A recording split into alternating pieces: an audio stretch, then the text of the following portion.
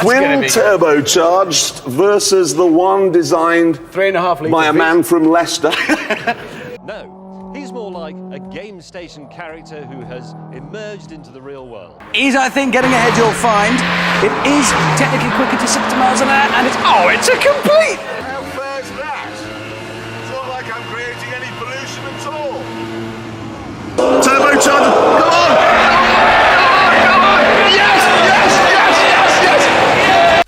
Number 4. The Mighty Miniature Marvel. In a world where bigger often means better, it's easy to overlook the charm and ingenuity of the small. But fear not, for amidst a sea of SUVs and behemoth trucks, there exists a tiny titan, a diminutive dynamo known as the Peel P50. Picture this, a car so petite that it makes a Volkswagen Polo look like a tank. Yes, that's right. The Peel P50 measures a mere 54 inches in length and 41 inches in width, making it the undisputed champion of compact cars. And let us tell you, driving this micro machine is an experience unlike any other. Now, before you scoff at its size, let us assure you that the Peel P50 is more than just a novelty item.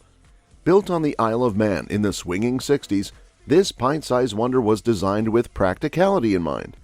With a price tag cheaper than a pair of designer shoes and a fuel efficiency that puts hybrids to shame, it's the ultimate commuter companion for the environmentally conscious. But don't let its small stature fool you. The Peel P50 is not without its quirks. With a 49cc engine borrowed from a moped, it's not exactly a speed demon. Noise and generating quite a bit of heat is the 49cc engine from a moped. But realistically, even the skinniest, shortest chap with the whitest of teeth, how fair's that? It's not like I'm creating any pollution at all. Well, the bays are only big enough for ethnic peace bicycles and fair trade gee-whizzes. In fact, reaching a top speed of 35 miles per hour requires a fair amount of determination and perhaps a bit of luck. And let's not forget the safety concerns. With knees swerving as the crumple zones, you might want to think twice before taking this micro car for a spin on the freeway. However, what the Peel P50 lacks in speed and safety features, it more than makes up for in sheer charm. Just imagine rolling up to work in a car so small that you can practically carry it inside with you. No more fighting for parking spots or squeezing into tight spaces. With the Peel P50, the world is your parking lot. And it's not just us who's smitten with this miniature marvel. Even the Top Gear team, known for their affinity for high-powered supercars, couldn't help but fall in love with the Peel P50.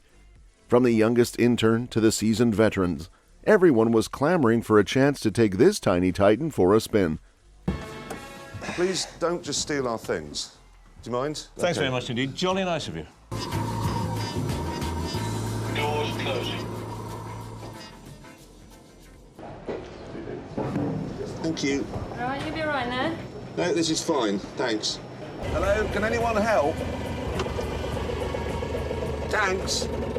Moynihan! Moynihan! Oh, thanks.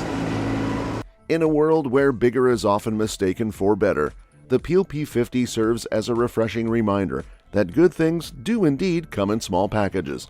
So, the next time you find yourself stuck in traffic or searching for a parking spot, just remember the mighty miniature marvel that is the Peel P50. Trust us, it'll put a smile on your face and make even the longest commute feel like a joyride. Number 3. Rallying Rivals Revisited. The age-old debate between two titans of the rally world, the Mitsubishi Evo and the Subaru Impreza. Once upon a time, choosing between these turbocharged wonders was a simpler affair. You had your super sharp Evo for tearing up the Nürburgring and your comfy Impreza for the journey home. But my, how things have changed. Let's start with the Subaru. It's got all the usual suspects: a gear lever, a steering wheel, and a key. Right, so it's got a gear lever and a steering wheel and a key, so it all seems very normal. Choose where you want the power from the engine to go, front wheels or back wheels. When you've done all that, you have to choose what kind of throttle response you'd like. This is more complicated than my daughter's mobile phone. Honestly, I am surprised you don't drive it with one of these. But before you even think about setting off, you're faced with a plethora of choices. Traction control settings? Check. Power distribution preferences? Check. Throttle response options? You've got sporty, very sporty, and intelligent. It's enough to make your head spin faster than a rally stage. And then there's the Mitsubishi Evo 10, a car so complex that even we had to crack open the handbook. With buttons like AS off, it feels more like deciphering ancient hieroglyphics than driving a car. Seriously, who comes up with this stuff? I have even had to resort to the handbook. Here it is. Because there's a button here that says ASC off. An operation noise may be emitted from the engine compartment in the following situations, performance, as the vehicle turns while pressing the acceleration pedal. Unlike old Evos, it's also quite comfortable on the road, and you don't have to service it every 700 yards. But let's not forget why we're here. The rivalry. Both Japanese, both turbocharged, both born on the rally stage. They both do 0 to 60 in under 5 seconds and hit a top speed of 155 miles per hour. So to settle the score, we devised a simple test involving a group of rally enthusiasts and a whole lot of flat-out driving. First up, the Mitsubishi. With precision worthy of a surgeon, we came within half an inch of our eager spectators on the very first attempt. Cue the cheers and applause. Now, on to the Subaru. Unfortunately, it was a different story. The setup was all wrong, resulting in understeer and disappointed faces in the crowd. But let's be honest, shall we? The Subaru falls short in more ways than one. It's uglier, softer, and sounds like it's running on Naga Dawn. And don't even get us started on the lack of luxuries. It's like they took a page out of an Egyptian's playbook. Now, onto the Mitsubishi. This isn't just any Evo, it's a beast. Sharp, focused, and better looking than ever. With its FQ360 model, it's a tower of power that'll leave you breathless. Trust us, there's no car that handles quite like this one. Sure, the Evo might have its quirks, like guzzling fuel faster than a frat boy at a kegger, but it's a small price to pay for such exhilarating performance. And with a price tag that won't break the bank, it's a no-brainer. So there you have it. The Mitsubishi Evo reigns supreme once again. As for the Subaru, well, let's just say you'd have to be drunk and mad to choose it over the Evo. But hey, if you're into cheap thrills and scrotal surgery, be my guest. Number 2. Rallying Wizard at the Airfield. Buckle up, folks, because we're about to embark on a wild ride with none other than the legendary Ken Block. Forget meeting at Dunkin' Donuts. We're rendezvousing at Yuccan Airfield in California, where Ken's arrival is anything but ordinary.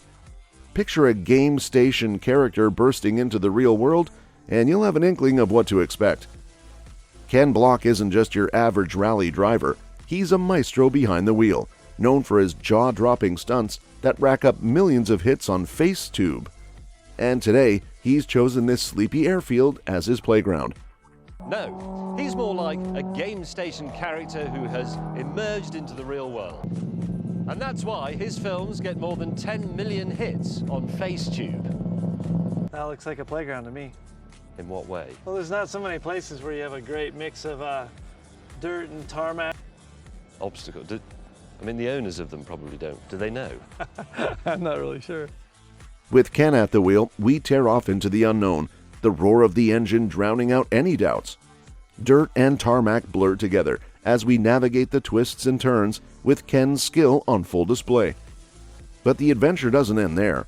Next stop, Ken's eyeball spin dryer, also known as Barstow. And if you think that's intense, just wait until Ken decides to mix it up with some dirt biking legends. Enter Ricky Carmichael, the undisputed king of dirt biking, ready to take on Ken in a battle of speed and skill. It's a showdown like no other, with Ken's rally prowess pitted against Ricky's off-road finesse. As the dust settles and the engines quiet, we can't help but feel exhilarated by the experience. With Ken Block at the helm, every twist and turn becomes an adventure, every moment a thrill ride. And even though I might not know exactly where we are, one thing's for sure, with Ken Block, the journey is always unforgettable. Number 1. Top Gear Generation Game. In the eternal debate of old versus new, Jeremy Clarkson and James May from Top Gear decided to settle the score with a series of car races.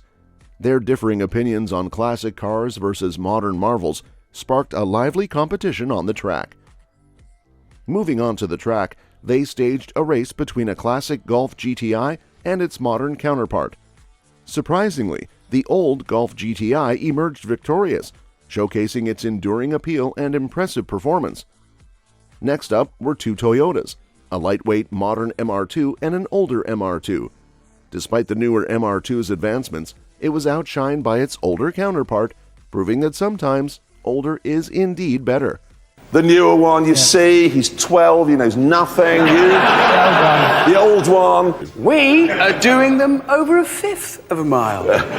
You know what? Well, Ease, I think, getting ahead you'll find. It is technically quicker to 60 miles an hour, and it's a complete!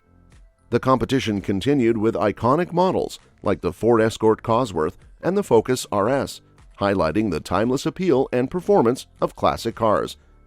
Even with Clarkson's change of heart regarding the Focus RS, the classic Escort Cosworth held its own, securing a draw in the matchup.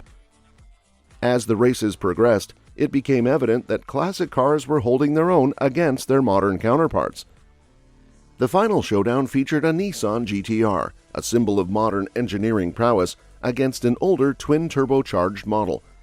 In a crushing defeat for the modern era, the older Nissan emerged victorious, solidifying the triumph of classic cars in the Top Gear generation game. twin turbocharged versus the one designed 3.5 litres by a man from Leicester. Turbocharged, come on!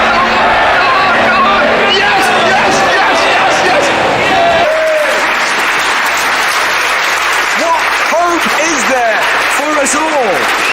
In the end, the races proved that while modern cars may boast advanced technology and features, there's something timeless and unbeatable about classic cars that continue to capture the hearts of enthusiasts. As Clarkson and May bid farewell, it was clear that the debate between old and new would continue to rage on. That's all for this video, folks. We'll see you next time.